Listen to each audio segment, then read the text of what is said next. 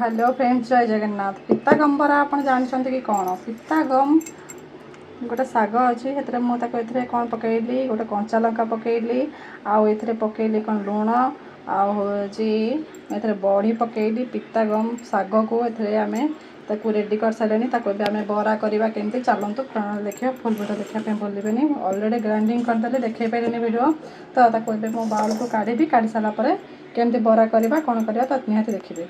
2000 years later तो already मुझे bowl रखी सारे और पैन भी बसई देती तो चलते स्टार्ट करवा।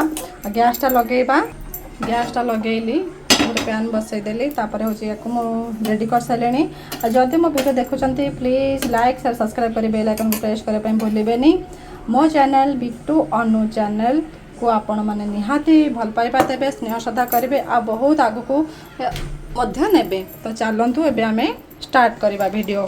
तो आम एबे तेल पकईदबा किसी तेल पकईदे आम एबे डो तैयारी करवा। आम तेल को एमती पकईकी थोईदे पैन एबे आम ये जो देते इंग्रेडिएंट सब आम भलसे ये करके एबे आम तेल गरम करने पर्यंत छाड़ीदेवा। देखो तेल टिके ताती आसला ट्राए करवा देखिया तेल ताती कि ना तेल भी ताती कि ना जना पड़ जाव।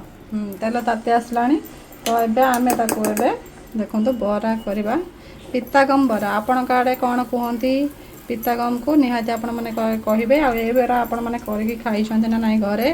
तो जदि खाई ना निहाती मो वीडियो देखु आपण मान फैमिली सहित एंजॉय करंतु पितागम बरा न्यू स्टाइल रे देखु।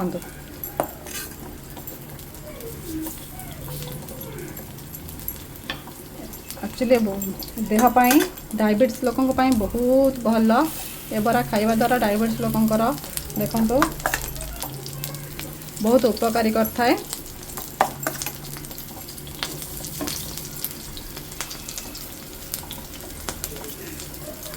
तो ऑलरेडी मोर बसईदेली टिके सिम करदबा ता ऊपर आम टिके घोड़े दबा नहले सीझबनी।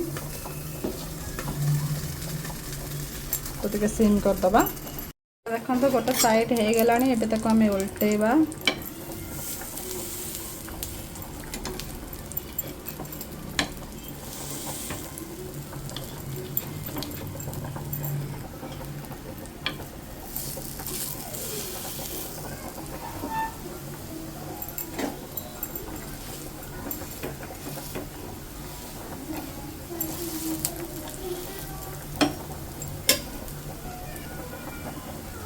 ऑटोमेटिक देखो गोटे साइड हो गला तो टे हम तापर सिम करने आम सिम करके घोड़े देले ठीक अच्छे।